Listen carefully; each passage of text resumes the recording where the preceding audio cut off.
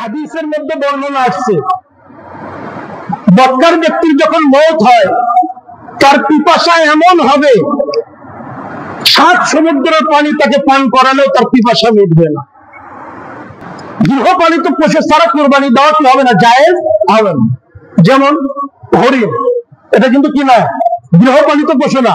কোন ব্যক্তি যদি মনে করে যে আমি হরিণ ক্রয় করে কি করবো, আমার অনেক টাকা আছে, হরিণ ক্রয় করে কোরবানি দেবো, এটা কোরবানি কি হবে না? আদায় হবে না। এক জায়গায় বসে পরামর্শ করে নিব, আমরা হারাম কোনো টাকা দিয়ে কি করবো না, কোরবানি দেবো না, সকলে হালাল টাকা দিয়ে আমরা কি করবো, কোরবানি করবো। কারণ একজন শরীকের যদি কি হয়, হারাম টাকা হয়, পুরো সমস্ত শরীকের কোরবানি কি হয়ে যায়, নষ্ট হয়ে যায়। এখানে আপ্রাণ চেষ্টা করব, লজ্জার কিছু নাই, আমরা যারা যারা শরীকানায় দিব একসাথে বসে নেব। মহান আল্লাহ তাআলা মাখলুকের ব্যাপারে বলতেছেন তারা হলো কি, জোর, আর যিনি সৃষ্টি করেছেন তিনি বিজোড়, এক। তো মহান আল্লাহ তাআলা বলেছেন মাখলুক জোর। মুফাসসিরিনে কিরাম একটা একটা করে দেখিয়েছেন যে আল্লাহ তাআলা বলেছেন যত মাখলুক সমস্ত সর্বদিক থেকে তারা কি জোর। কিভাবে?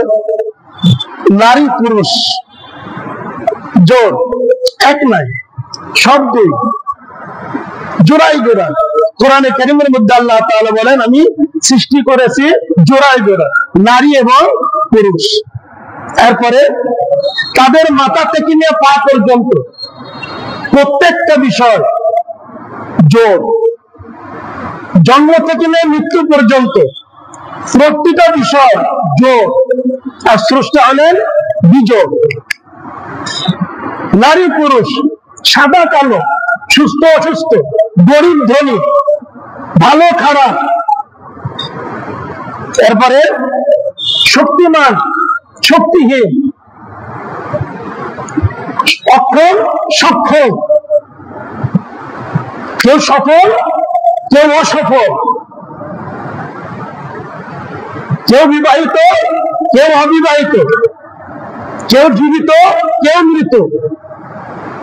এইভাবে মুফাসসিরিনে কেরাম একটা একটা করে মানুষের জন্ম থেকে নিয়ে মৃত্যু পর্যন্ত আল্লাহ তাআলা বলেছেন ওয়াশ-শাফঈ ওয়াল ওয়াত। অন্য এতে বলেছেন আমি জোড়ায় জোড়ায় সৃষ্টি করেছি। একবার বলেছেন পুরো মানব জাতি একেবারে মৃত্যু পর্যন্ত সর্ব অবস্থায় কি জোড়। মানুষের যে কাল, এটাও জোড়, ইহকাল পরকাল, এবং পরকালের যে অবস্থা সেখানেও জোড়। কেউ জান্নাতি কেউ জাহান্নামী।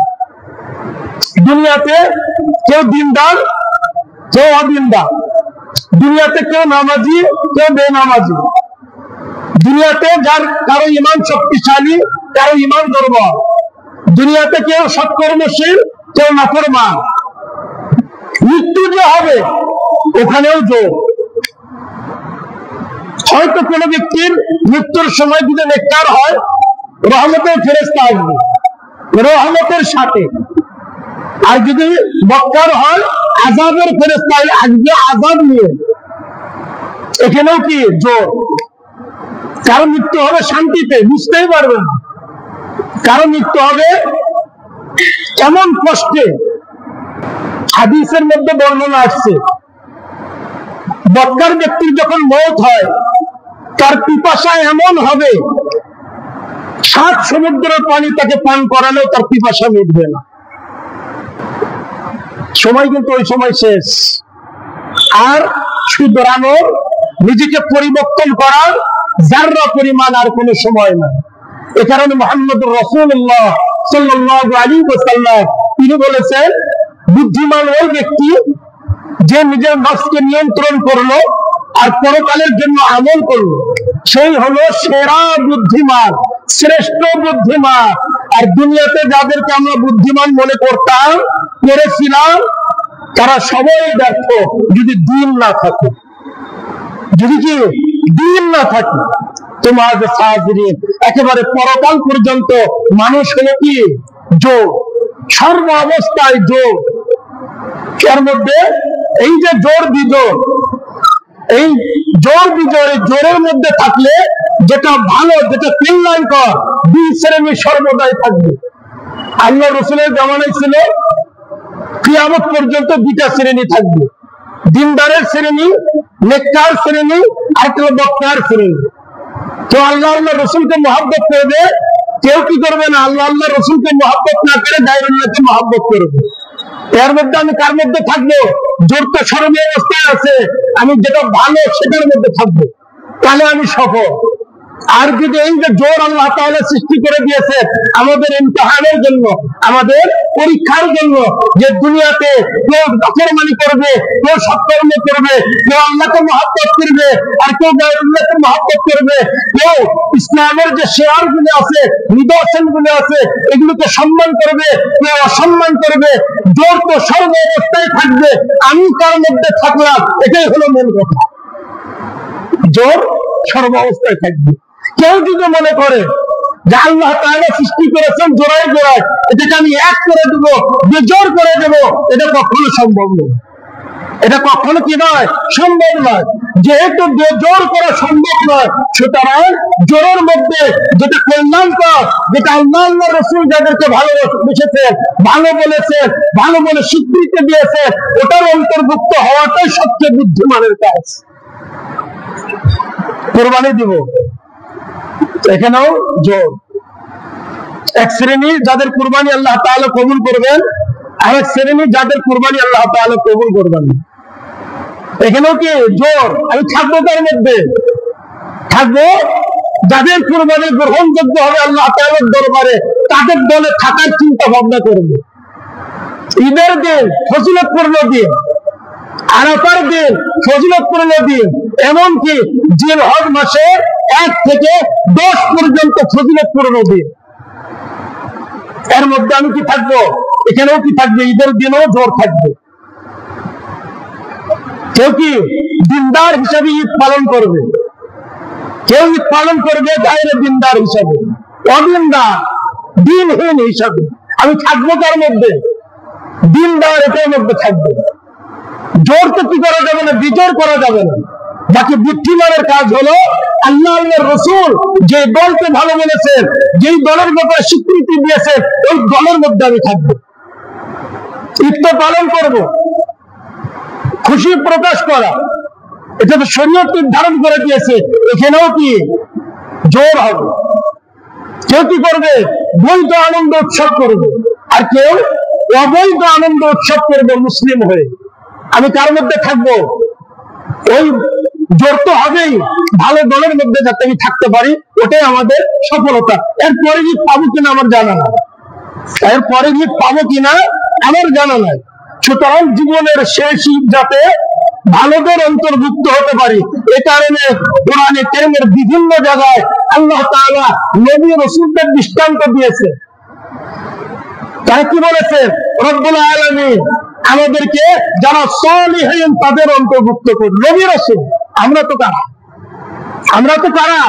নবী রাসূল যারা, তাদের কথা কোরআনে কারীমে বিভিন্ন জায়গায় বলেছেন। হযরত মূসা আলাইহিস সালাম, হযরত ঈসা আলাইহিস সালাম, মুহাম্মদুর রাসূলুল্লাহ সাল্লাল্লাহু আলাইহি ওয়াসাল্লাম, তিনিও দোয়া করেছেন আমাদেরকে যারা সালিহিন তাদের অন্তর্ভুক্ত করুন। আল্লাহ রাসূল দোয়া করেছেন, আলহিকনি মা সালিহিন, আমাকে সালিহিনদের সাথে রাখো, মিনা সালিহিন, সালিহিনদের অন্তর্ভুক্ত করো। তাহলে আমাদের জন্য কোরআন আর সুন্নাহ দিক নির্দেশনা রেখে দিয়েছেন। এখন না, 1400 বছর পূর্বে, কিন্তু আমরা বুঝতে পারতেছি না। আমরা কি বুঝতে পারতেছি না? এই দিক নির্দেশনা অনেক আগে দিয়েছে আল্লাহ তাআলার রহমত। এটা কোরআনের আয়াত।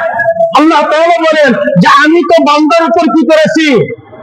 বান্দারকে নিয়ামত দান করেছি, তাদের মধ্য থেকে রাসূল তৈরি করে, রাসূলকে পাঠিয়ে, তাকে শরীয়ত দিয়ে আমি বান্দার উপরে ইহসান করেছি, নিয়ামত দান করেছি। কারণ যদি আল্লাহ আল্লাহর রাসূল না থাকতো, যদি রাসূলকে না পাঠাতেন, শরীয়ত না পাঠাতেন, আমরা তো বুঝতেই পারতাম না, জড়িয়ে থেকে যেতাম। কিন্তু আমি কাদের অন্তর্ভুক্ত হতাম আমি বুঝতেই পারতাম না। আল্লাহ তাআলার নিয়ামত 1400 বছর পূর্বে আল্লাহ রসুলকে পাঠিয়েছেন, আমাদের মতো মানুষের মধ্য থেকে রসুল নির্বাচন করেছেন, তার উপর কিতাব নাজিল করেছেন, শরীয়তের প্রবর্তক তিনি, শরীয়ত দিয়ে গিয়েছেন মুকাম্মাল পরিপূর্ণ শরীয়ত, আমাদেরকে দিক নির্দেশনা দিবে সর্ব অবস্থায়, জন্ম থেকে নিয়ে মৃত্যু পর্যন্ত আমি কোন দিকে থাকবো, কোনটা ভালোর দিক, কারা সালেহীন আর কারা নাফরমান, এটা আল্লাহ তাআলা পরিষ্কার করে দিয়েছেন। তো সুতরাং আমি জোর তো থাকবেই, এটাকে বিজোর করা যাবে না, কিন্তু আমি কাদের মধ্যে থাকবো? যাদেরকে আল্লাহ আল্লাহ রসুল সৎ বলেছে, যেটাকে আল্লাহ আল্লাহ রসুল ভালোবেসেছে, যেটাতে আল্লাহ আল্লাহ রসুল থাকতে বলেছেন, ওটার মধ্যে আমি থাকবো। তাহলে কিয়ামত হবে, আমি সফল। আর যদি থাকতে না পারি, কিয়ামতটা আসবেই, কিন্তু আমি ব্যর্থ। আমি যদি ব্যর্থ হই, কারো কিছু যায় আসে না। আমার ব্যর্থতা আমাকেই বহন করবে, আমাকেই বহন করতে হবে। কোরআনে কারীমের বিভিন্ন জায়গায় আল্লাহ তাআলা বলেন, ওয়ালা তাজিরু ওয়াজিরাতু বিজরা উখরা। কিয়ামতের ময়দানে কারো বোঝা কেউ বহন করবে না। এটা হাদিস না, কোরআনের আয়াত। কারো বোঝা কেউ বহন করবে না। আমি যদি ব্যর্থ হই, তাহলে এই ব্যর্থতার দায়ভার আমাকেই বহন করতে হবে, অন্য কোনো ব্যক্তি বহন করবে। সুতরাং কিয়ামতটা আসবেই, আমরা কার মধ্যে থাকবো? আমরা যারা নেককার বান্দা তাদের অন্তর্ভুক্ত। তো কোন কোন মুফাসসিরিনে কেরাম বলেন ওয়াশ-শাফিঈ ওয়াল ওয়াক্ত, এখানে আল্লাহ তাআলা জোর এবং বিজোরের কি করেছেন? পছন্দ করেছেন। এই জোর হলো জোর হলো কি মাখলুক, আর বিজোর হলো খালিক। আল্লাহ তাআলা হলেন কি বিজোর, স্রষ্টা। তার সমস্ত কিছুই কি এক, দ্বিতীয়টি নাই। তিনি কি জাগ্রত, তাকে তোমরাও কি করতে পারে না, স্পর্শ করতে পারে না। তাহলে কি হলো? বিজয়। আল্লাহ তাআলা সর্বদাই শক্তিমান। ইন্নাল্লাহা আলা কুল্লি শাইইন কাদির। কোন সময় তার শক্তি ক্ষয় হয় না। আল্লাহ তাআলার সবই ভালো, খারাপ কিচ্ছু নাই। বান্দার জন্য সর্বদাই আল্লাহ তাআলা কল্যাণকর বিষয় নাযিল করেন, অকল্যাণের লেশ মাত্রও নাই। সব কি সব হলো কি বিজয়। মহান আল্লাহ তাআলা সবারই হিসাব নেবেন এমন না, কারো হিসাব নিতে পারবেন না। মহান আল্লাহ তাআলা সকলকে সকলের কাজকে বুঝিয়ে দিবেন এমনটি নয় যে কোনো ব্যক্তিকে বুঝাতে পারবেন না, পাকড়াও করতে পারবেন না। আল্লাহ তাআলা সব কিছু বিজয় এক, তার কোনো অদ্বিতীয় নাই, তার কোনো কি নাই, দ্বিতীয় নাই, তিনি অদ্বিতীয়। লাইসা কামিসলিহি শাই, তার মতো কোনো কিছুই নাই। ওয়াশ-শাফিঈ ওয়াল ওয়াক্ত, কোন কোন মুফাসসিরিনে কেরাম বলেন ওয়াশ-শাফিঈ ওয়াল ওয়াক্ত, এই যে জিলহজ মাস, জিলহজ মাসের যে প্রথম কি 10 দিন, এই 10 দিনের মধ্যে একটা সংখ্যা বিজোড়, একটা জোড়, একটা বিজোড়, একটা জোড়। এই সংখ্যাগুলির কথা আল্লাহ তাআলা বলতেছেন ওয়াশ-শাফিঈ ওয়াল ওয়াক্ত। কোন কোন মুফাসসিরিনে কেরাম বলেন ওয়াশ-শাফিঈ ওয়াল ওয়াক্ত, এটার অর্থ হলো শাফর জোড়, এটা হলো ঈদুল আযহা 10 তারিখ, জিলহজ মাসের 10 তারিখ। ওয়াল ওয়াক্ত জিলহজ মাসের 9 তারিখ। তোমরা হাজিরিন ইয়াউমুল আরাফা, আরাফার দিন, জিলহজ মাসের যে 9 তারিখ, এটা অত্যন্ত কি ফজিলতপূর্ণ। অনেক হাদিস আছে, এমনকি হজের ব্যাপারে তিনি বলছেন, আল্লাহ রাসূল বলেন আল হাজ্জু আরাফা, আরাফাই হলো হজ। হজ করতে যাচ্ছি, আল্লাহ রাসূল বলে গেছেন আরাফাই হলো হজ। মুহাম্মদ রাসূলুল্লাহ সাল্লাল্লাহু আলাইহি ওয়াসাল্লাম তিনি বলেন 1 থেকে 9 পর্যন্ত, 1 থেকে 8 প্রতিদিনের রোজা। আল্লাহ তাআলা কি করবেন? ওই বান্দাকে 1 বছরের গুনাহ ক্ষমা করে দিবেন। আর ইয়াউমুল আরাফা 9 তারিখের রোজা আগের 1 বছর পরের 1 বছরের গুনাহ আল্লাহ তাআলা মাফ করে দেবে। তোমার হাজিরের আরাফার দিন, এই দিন থেকে আবার আমাদের কি শুরু হয়? আইয়ামে তাশরিক, 5 দিন, 9, 10, 11, 12, 13, 5 দিন, জিলহজ মাসের 5 দিন, 9 তারিখ থেকে নিয়ে 13 তারিখ পর্যন্ত এটাকে বলা হয় আইয়ামে তাশরিক। এই দিনের একটা ওয়াজিব আমল হলো প্রতি নামাজের পর, প্রতি ফরজ নামাজের পর তাকবীরে তাশরিক একবার পাঠ করা। কোন ব্যক্তি যদি পাঠ না করে ওয়াজিব তরক করা কবিরা গুনাহ হবে। তোমার হাজিরিন, আজকে হলো 2 তারিখ, আগামী জুম্মার দিনই হলো জিলহজ মাসের 9 তারিখ। তাহলে আইয়ামে তাশরিক 9 তারিখ থেকে শুরু। তাকবীরটা পাঠ করবো কখন থেকে? 9 তারিখের ফজর থেকে নিয়ে 13 তারিখের আসর পর্যন্ত। 9 তারিখের ফজর থেকে নিয়ে 13 তারিখের আসর পর্যন্ত প্রতি নামাজের পর ছেলে হোক মেয়ে হোক, জামাতে নামাজ পড়ুক একা একা নামাজ পড়ুক, প্রতি ফরজ নামাজের পর একবার করে উচ্চ স্বরে তাকবীরে তাশরিক পাঠ করাটা ওয়াজিব। তাহলে আমরা কি করব? আগামী শুক্রবার ফজর থেকে নিয়ে শুক্র, শনি, রবি, সোম, মঙ্গলবারের আসর পর্যন্ত আমরা কি করব? প্রতি নামাজের পর একবার করে তাকবীরে তাশরিক পাঠ করব। এটা হলো ওয়াজিব। সাহাবা কেরাম রিদওয়ানুল্লাহি তাআলা আলাইহিম আজমাইন তারা কি করতেন? এই জিলহজ মাসের 10 দিন বেশি বেশি কি করতেন? তাকবীরে তাশরিক পাঠ করতেন। বর্ণনাকারী যারা বর্ণনা করেছেন তারা বলেন যে আপনি যেখানেই যাবেন সেখানেই যেন কি তাকবীরের গুঞ্জন, আল্লাহু আকবার, আল্লাহু আকবার, লা ইলাহা ইল্লাল্লাহ, আল্লাহু আকবার, আল্লাহু আকবার, ওয়ালিল্লাহিল হামদ, এই তাকবীর সর্বদা। তোমার হাজিরিন, আমাদের সমাজের অবস্থা কি? আমাদের সমাজের অবস্থা হলো আপনি যেই দিনে যেখানে বাড়ান না করো, যত গান বাজনা আছে এগুলো আপনার কানে আসবে, কোথাও না কোথাও কোনো জায়গা বাদ নাই, সব জায়গায় চলতেছে। ওই সাহাবাদের কি জামানা, আর এখন আমাদের জামানা কোন জায়গায় পৌঁছে গেছে। এই পরিবর্তনকে আপনি মানেন আর না মানেন, শরীয়ত থেকে স্বীকার করেন। এ কারণে অনেক আমল কি করা হয়েছে? এটাকে বাদ দিয়ে দেওয়া হয়েছে আমাদের মন মানসিকতা ইমানের কারণে। ওটা আমরা বুঝি না। যেই জামানায় জিলহজ মাসের 10 দিন যেখানে যাবেন গুঞ্জন শুনবেন যে তাকবীর বলতেছে, আল্লাহু আকবার, আল্লাহু আকবার, লা ইলাহা ইল্লাল্লাহ, আল্লাহু আকবার, আল্লাহু আকবার, ওয়ালিল্লাহিল হামদ। আমাদের অবস্থা কি? সারা বছর তো আছেই, এই 10 দিন আপনি যেখানে যাবেন সেখানে শুধু গানের আওয়াজ শুনতে পারবেন, খারাপ কিছু শুনতে পারবেন, ভালো কিছু শুনতে পারবেন না।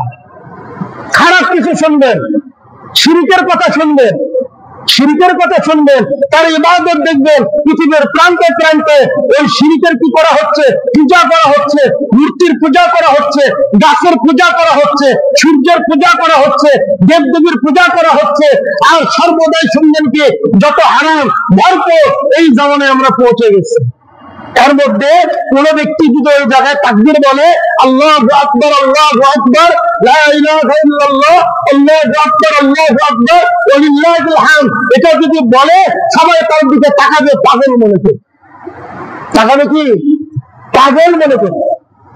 আর যাদের ইমানের অবস্থা খারাপ, কুফরের মধ্যে পৌঁছে গেছে, মুরতাদ হয়ে গেছে, তারা রাগান্বিত হয়ে যাবে, বিশ্বাস না হয় করে দেখে। তারা কি হবে? রাগান্বিত হবে, তার উপর চড়াও হবে, তাকে পিটাবে, ধরে নিয়ে যায় কি করবে? ভারতের মধ্যে ভরাই দেবে। এই হলো বর্তমান। তারাও কি বলে? তারাও কি বলে? নিজেদেরকে মুসলমান বলে। কিছু হলে হুজুরকে বলে, হুজুর দোয়া করেন, হুজুর কি দোয়া করেন, যদি না করেন আপনার অবস্থা খারাপ। এই হলো অবস্থা আমাদের দিনের, আমাদের ধর্মের, আমাদের ইসলাম, আমাদের ইমান এই অবস্থায় পৌঁছে গেছে। কোন জায়গায় পৌঁছে গেছে? আমাদের মন মানসিকতা কোথায় চলে গেছে? ইমানের অবস্থা কোথায় চলে গেছে? আগে মসজিদের মধ্যে কি করতো? নারী পুরুষ পুরুষরা সামনে, নারীরা পিছে কি করতো? নামাজ আদায় করতো। হযরত ওমর ইবনে খাত্তাব রাদিয়াল্লাহু তাআলা আনহু তিনি দেখলেন আমাদের মন মানসিকতা, সমাজের পরিবর্তন, তিনি বললেন, নিষেধ করে দিলেন, এখন থেকে যারা মহিলা বাড়িতেই নামাজ পড়বে। ওই সময় হযরত ওমর ইবনে খাত্তাব যখন ইসলাম ছিল কি অর্ধ পৃথিবীর মধ্যে, তখন এই অবস্থা। এখন কোন অবস্থা আমাদের মনে পৌঁছে গেছে, নারী দেখা লাগে না, মনের মধ্যে এমনি চিন্তা চেতনার মধ্যে অনেক অবৈধ কিছু চলে আসে। আর এখন একজন আছে ব্যস্ত হয়ে গেছে যে আমার নারীদেরকে মসজিদে নিয়ে আসো। ওলামা কেরাম কি বলতেছে দেখার দরকার নাই, আমার যে বিবেক আল্লাহ তাআলা দিয়েছে, এই বিবেকও আমি কাজ করি না, বিবেকও আমার কাজ করে না, দেখি না যে এখন কোন অবস্থায় পৌঁছে গেছে। হয়তো ওমর ইবনে খাত্তাব তিনি নিষেধ করে গেছে, সাহাবাদের গো, তাবিঈনদের গো, তাবিঈনদের গো, যাদের যুগের ব্যাপারে মুহাম্মদুর রাসূলুল্লাহ সাল্লাল্লাহু আলাইহি ওয়াসাল্লাম সার্টিফাইড দিয়ে গেছেন, সার্টিফিকেট দিয়ে গেছেন, খায়রুল কুরুনি করনি সুম্মাল্লাযীনা ইয়ালুনাহুম সুম্মাল্লাযীনা ইয়ালুনাহুম, শ্রেষ্ঠ উম্মত, শ্রেষ্ঠ যুগ হলো আমার যুগ, তারপরের যুগ, তারপরের যুগ। সেখানে হযরত ওমর ইবনে খাত্তাব রাদিয়াল্লাহু তাআলা আনহু কি বলছে, আর আজকে আমরা ব্যস্ত হয়ে গেছি, যত দ্রুত মসজিদের মধ্যে মহিলাদেরকে যত ভরা যায় তত নাকি তত শয়তান খুশি, আল্লাহ খুশি না। চেষ্টা করব যে যে বিষয়ে জানে তার সাথে পরামর্শ করব, বাস পরিষ্কার কথা। যে যে বিষয়ে জানে, অভিজ্ঞ, যে যত বেশি অভিজ্ঞ তার পরামর্শ নেবে। দুনিয়া এবং আখিরাত সর্ব অবস্থা দুনিয়াটা মানে দুনিয়াটা মানতে চাই না।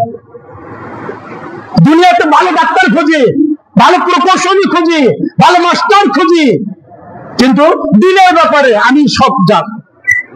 এটাই হলো আমাদের কি ব্যর্থতা, এটাই হলো আমাদের ইমানের দুর্বলতা, এটাই হলো কি গোমরাহি। যে জানে তার পরামর্শ নেওয়া, এটাই হলো মাযহাব। আজকে মাযহাব আমরা জানি না মাযহাব কি, মানুষ যা ঢুকায় দেয় ওটাই আমরা মনে করি মাযহাব হলো কুফর, নাউযুবিল্লাহি মিন যালিক। মাযহাব হলো যে ভালো জানে তার কাছ থেকে জিজ্ঞাসা করে নেওয়া, এমন আলেমকে মানা যে আলেম ওই জামানাতেও ছিল না, কিয়ামত পর্যন্ত আসবে কিনা সন্দেহ আছে। এটাই হলো মাযহাব। আমরা যে কি করি, যে জানে তার কাছে জিজ্ঞাসা করে নেই, এই যে জানি না বিধায় যে জানে তার কাছে জিজ্ঞাসা করে নেওয়া, এটাই হলো মাযহাব।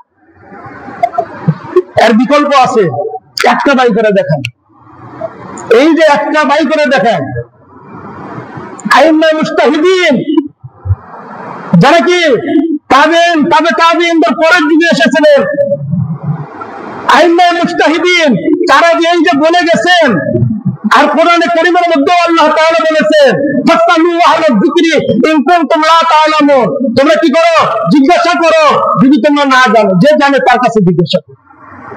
এটা হলো মাযহাব। এটার বিকল্প একটা দেখান, আমি মেনে নেব। একটা বিকল্প দেখান, দ্বিতীয় বিকল্প আছে না দিন না দুনিয়া, কোন ব্যাপারে নাই। আজকে প্রোপাগান্ডা ছড়াচ্ছে, আমরা সুন্দর করে বিশ্বাস করে নেই মাযহাব মানে কুফর, নাউযুবিল্লাহি মিন যালিক। কোরআন কে হয়ে যাবে কুফর হয়ে যাবে, আমরা মুসলমান, আমরা কুফরের মধ্যে লিপিবদ্ধ হয়ে যাব, অন্তর্ভুক্ত হয়ে যাব। যে জানে তার কাছে জিজ্ঞাসা করে নেওয়া, যে যত ভালো জানে তার কাছে জিজ্ঞাসা করা, এটাই হলো কি পদ্ধতি, এটাকেই বলে মাযহাব, এটাই মাযহাবের মূল কথা। তো যেটা বলতেছিলাম, এটা যদি আমরা করি আমাদের কোনো সমস্যা হবে। এই একটা কথা যদি বুঝতে পারি, দিনের ক্ষেত্রেও দুনিয়ার ক্ষেত্রে, দিনের ক্ষেত্রেও দুনিয়ার ক্ষেত্রে একটা কথা যদি বুঝে নেই, আলহামদুলিল্লাহ আল্লাহ তাআলা আমাকে গুমরাহি থেকে কি করবে, আমাকে নাজাত দিবে, মুক্ত করবে, জান্নাতের পথে পরিচালিত করবে। মহান আল্লাহ তাআলা বলতেছেন ওয়াশ-শাফিঈ ওয়াল ওয়াক্ত, ইয়াউমুল আরাফা, জিলহজ মাসের 10 তারিখ।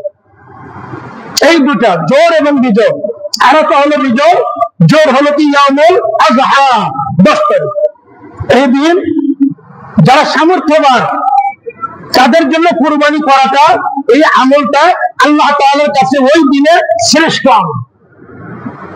তার কথা মুহাম্মদুর রাসূলুল্লাহ সাল্লাল্লাহু আলাইহি ওয়াসাল্লাম তিনি বলে গেছেন, মা আমিলা ইবনু আদম মিন আমালি ইয়াওমান নাহরি আহাব্বা ইলাল্লাহি মিন ইহরাকিদ দাম। বনি আদম এই দিনে যত আমল করে তার মধ্যে আল্লাহ তাআলার কাছে শ্রেষ্ঠ আমল হলো কি করা? কুরবানি করা। তাহলে আল্লাহ তাআলা আমাদেরকে এই বিধানটা দিয়েছেন, তৌফিক দিয়েছেন, এটা আল্লাহ তাআলার রহমত, ইহসান।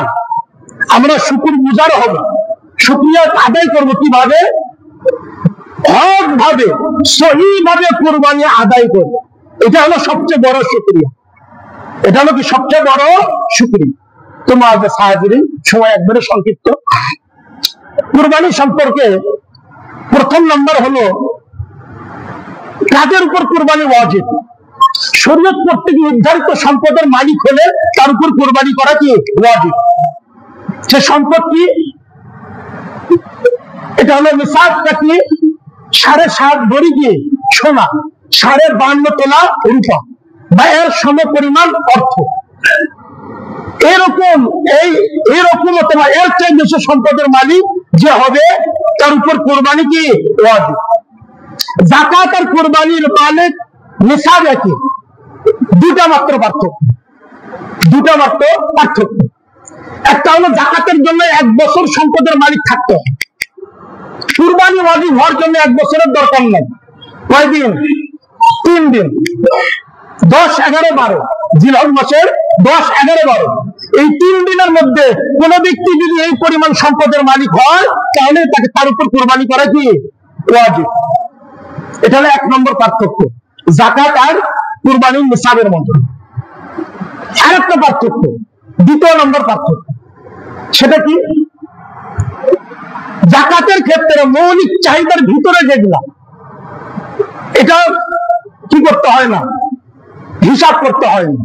যেমন বাড়ি, কারো যদি 2টা বাড়ি থাকে তারপর ওটা মৌলিক চাহিদা।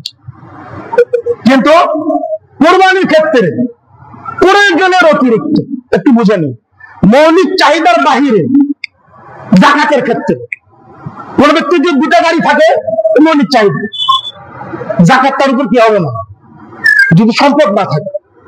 কিন্তু কুরবানির ক্ষেত্রে প্রয়োজনের অতিরিক্ত, তার মানে 2টা যদি গাড়ি থাকে 1 গাড়ি ধরতে হবে, আরেক গাড়ি হিসাবের মধ্যে ধরতে হবে।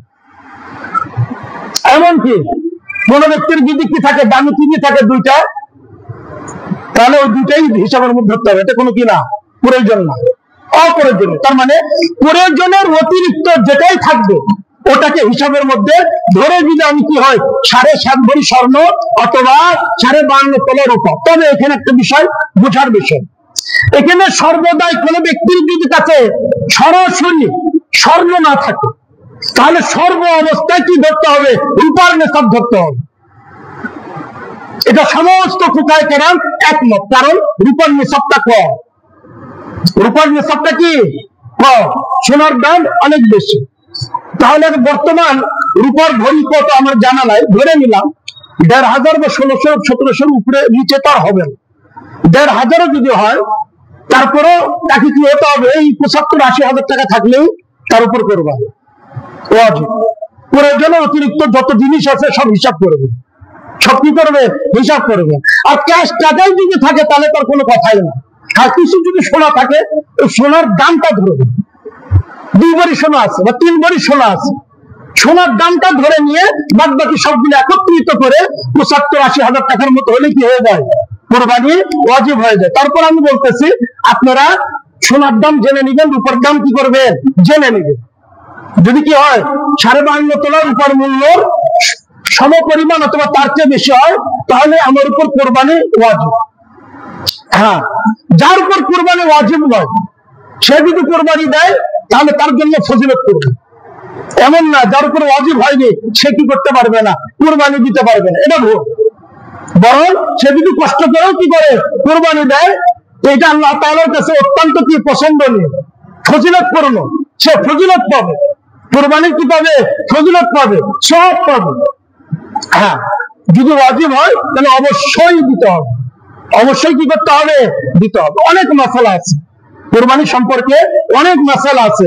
আমাদের যেখানে কি মনে হচ্ছিল আমি জানি না, হক্কানি উলামা কিরামের কাছ থেকে জেনে নেব, বাস। এটা হলো সবচেয়ে কি সুন্দর একটা পন্থা, সাহাবা কিরামের পন্থা।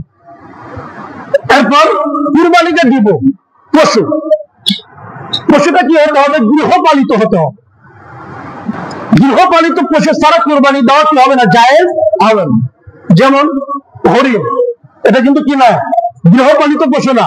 কোন ব্যক্তি যদি মনে করে যে আমি হরিণ ক্রয় করে কি করবো, আমার অনেক টাকা আছে, হরিণ ক্রয় করে কোরবানি দেবো, এটা কোরবানি কি হবে না? আদায় হবে না। তাহলে কয়টা প্রাণী হবে? উট, গরু, মহিষ, ছাগল, ভেড়া, দুম্বা। এই কয়টা প্রাণী দিয়ে আমরা কি করতে পারবো? কোরবানি আদায় করতে পারবো। এখন বয়স নির্ধারিত একটা বয়স আছে, এই বয়সের আগে কি করা যায় না, ওটা দিয়ে কোরবানি হয় না। উট কমসে কম 5 বছর হতে হবে, গরু মহিষ কমসে কম 2 বছরের হতে হবে, ছাগল ভেড়া দুম্বা 1 বছরের হতে হবে।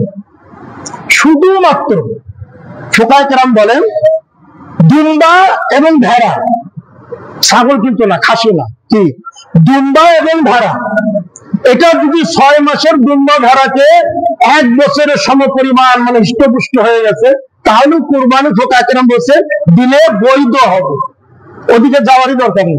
আমরা কি করবো? 1 বছর। আর এটা আমরা জানি, সকলেই জানি, এই যে বয়সটা বললাম, এই বয়সে দাঁত গজায়, যদি দাঁত হয় তাহলে তার দ্বারা কি হয়ে যায়? কোরবানি হয়। হ্যাঁ, এখন কোন ছাগল বা কোন গরু, ছাগলের 1 বছর হয়ে গেছে, গরুর 2 বছর হয়ে গেছে, কিন্তু দাঁত উঠা ভাব এখনো হয়নি, ওটা দিয়েও কোরবানি হয়। যদি বছর চলে যায়, গরুর যে 2 বছর অতিবাহিত হয়ে যায়, দাঁত উঠুক আর না উঠুক, তার দ্বারা কোরবানি হবে। অনুরূপ ভাবে ছাগল ভেড়া ডিম্বা, এটা যদি কি 1 বছর হয়ে যায়, দাঁত উঠুক আর না উঠুক, তার দ্বারা কোরবানি হয়ে যায়। কোরবানি পশু নিজে লালন পালন করে দেওয়াটা উত্তম, যদি পারে, যদি কি পারে, না পারলে তাহলে কি করব? ক্রয় করে দেব। এই ক্রয় করার ক্ষেত্রে আমি চেষ্টা করব এমন খুঁত যেটা দাম কমায় দেয়, ওই খুঁত আমার জন্তু আমরা কি করবো না, ক্রয় করবো। আমরা কি করব? ভালো হৃষ্টপুষ্ট সুন্দর পশুকে আমরা কি করব? ক্রয় করার চেষ্টা করব। এটা হলো কুরবানি দেওয়াটা এমন পশু দিয়ে উত্তম। আর কিছু কিছু পশু আছে যেটার দ্বারা কুরবানি হয় না, অনেক বর্ণনা আছে। যেমন পিছের 2টা ঠ্যাঙে নাই, খোড়া, হাতে নেংড়ায় নাই, ওর দ্বারা কি হবে না?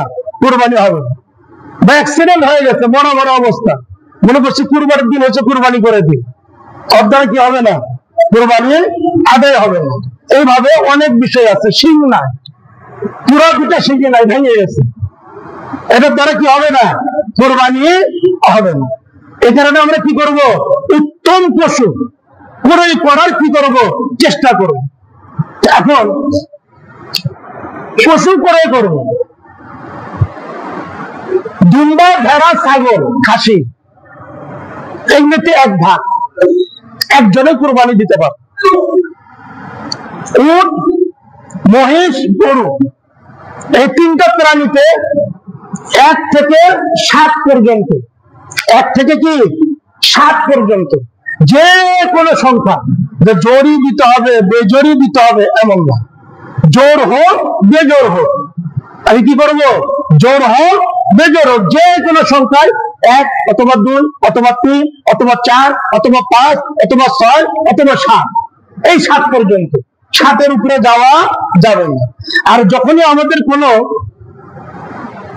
শরীয়তের কোন বিধান আসে, দিন আসে, তখন একটা দল আছে, এরা কিয়ামত পর্যন্ত থাকবে, বিভ্রান্তি ছড়ায়,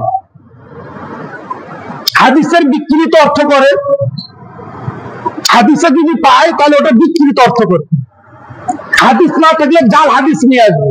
আমাদের সাধারণ মুসলমান বোঝার উপায় না যে কোনটা জাল হাদিস, অথবা অন্য কোন পন্থা অবলম্বন করে সর্বদাই হকের পরিপন্থী তারা প্রচারণা চালাবে। এর দ্বারা সাধারণ মুসলমান কি হয়ে যায়? বিভ্রান্ত হয়ে যায়। এটারও একটা কি আছে? মূল বিষয় আছে। এটা যদি আমরা অবলম্বন করি তাহলে কোন গুমরাহি আমাদেরকে কি করতে পারবে না, পৌঁছাতে পারবে না, ক্ষতি করতে পারবে না। সেটা কি? যে কোনো বিষয় যেটা জানি না, হক্কানি উলামা কেরাম তাদের কাছ থেকে জেনে নেব। এটা সুন্দর একটা পদ্ধতি, সাহাবা কেরামের একটা পদ্ধতি। সরাসরি তার কাছ থেকে জেনে নাও। অন্য মতো জানলে হবে না তা বলবো না, তবে সাহাবা কেরামের পদ্ধতি হলো এক সাহাবা আর যারা জান্নাওয়ালা বেশি জলিল কদরের সাহাবা তাদের কাছ থেকে জিজ্ঞাসা করে নিত। এটা একটা সুন্নত পদ্ধতি বা সুন্দর পদ্ধতি। এটার মধ্যে গোমরাহ আসার সম্ভাবনা একেবারে নাই বললেই চলে। এই কারণে আমরা কি করব, যে কোনো বিষয়ে হক্কানি উলামায়ে কেরাম তাদের কাছ থেকে কি করব, জেনে নিব।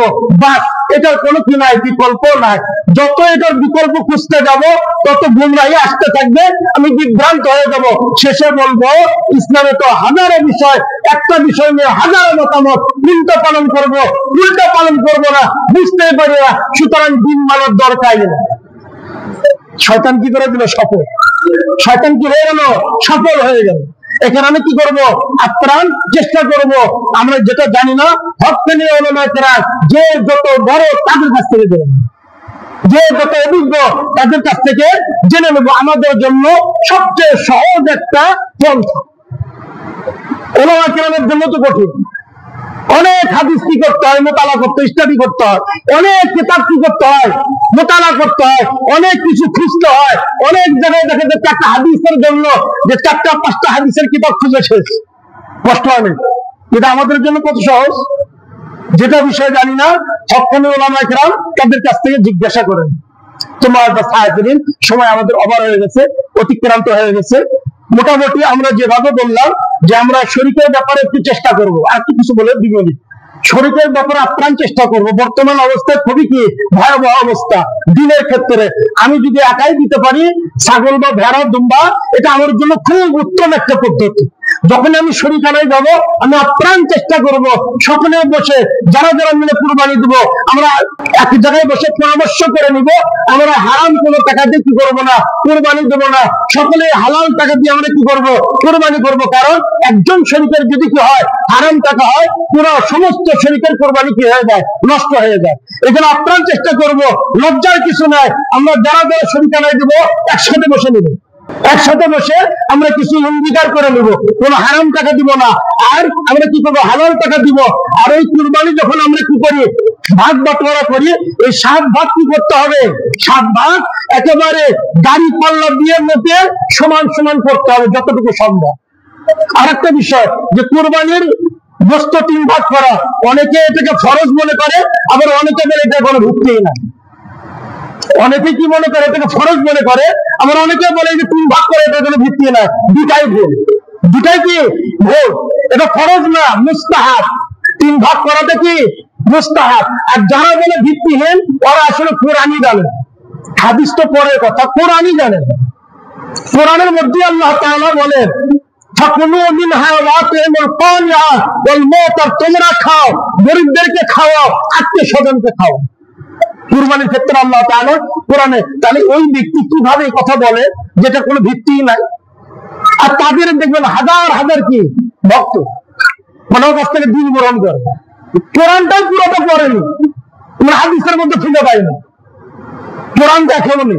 যে কোরআনের মধ্যে আল্লাহ তাআলা স্পষ্ট বলেছে ফাকুলু মিনহা ওয়া আতিমুল কানিয়া ওয়াল মুতার, এটা 3 ভাগের কি দলিল। তবে এটা ফরজ না, মুস্তাহাব। কোন ব্যক্তির যদি বড় পরিবার হয় তাহলে পুরোটা নিজেই খেয়ে নেবে, কোনো আপত্তি নাই, কোনো গুনাহ হবে না। আমার যদি মনে করে আমার অনেক আছে, পুরোটাই গরিব দুঃখীকে দান করে দেবো, সেও দিতে পারে, কোনো গুনাহ হবে না। আবার যদি মনে করে পুরোটা আত্মীয়ের মাঝে বেঁচে দেবো, বন্টন করে দেবো, তাতেও কোনো গুনাহ হবে না। এই 3 ভাগ করাটা মুস্তাহাব। আবার বলে 3 ভাগ গাড়ি পাল্লাই করতে হবে, ওটাও ভুল। বাস, মোটামুটি 3 ভাগ করে নাও হাত দিয়ে। কিন্তু শরীকানায় যখন কোরবানি দিব, প্রত্যেক শরীকের ভাগটা দাই পাল্লাদের মেপে, এবং ওখান থেকে যারা জবাই করে ছেলে যদি আমি করতে না পারে অন্যদের করাই দেব, কিন্তু কুরবানির কোনো অংশ পারিশ্রমিক হিসাবে দিব, তাহলে কিন্তু কুরবানি কি হয়ে যাবে, নষ্ট হয়ে যাবে। টাকাও দিব, হ্যাঁ টাকা তার সাথে যে চুক্তি হয়েছে ওই টাকা দেওয়ার পর আমি যদি মনে করি 1 কেজি গোশত দিয়ে দেবো, দিতে পারি, কিন্তু পারিশ্রমিক হিসাবে কি করবো না, কুরবানির কোনো কিছু দিব না। তাহলে কুরবানি কি হয়ে যাবে, নষ্ট হয়ে যাবে। এরপরেও যদি কোনো জায়গায় আমার মনে হয় জানি না, হক্কানি উলামায়ে কেরাম আছে, তাদের কাছে জিজ্ঞাসা করে দিব, সবচেয়ে ভালো হয়। আল্লাহ তাআলা আমাদেরকে তৌফিক দান করেন। আল্লাহুম্মা আমিন। যারা 4 রাকাত কবরের জুম্মা করেন।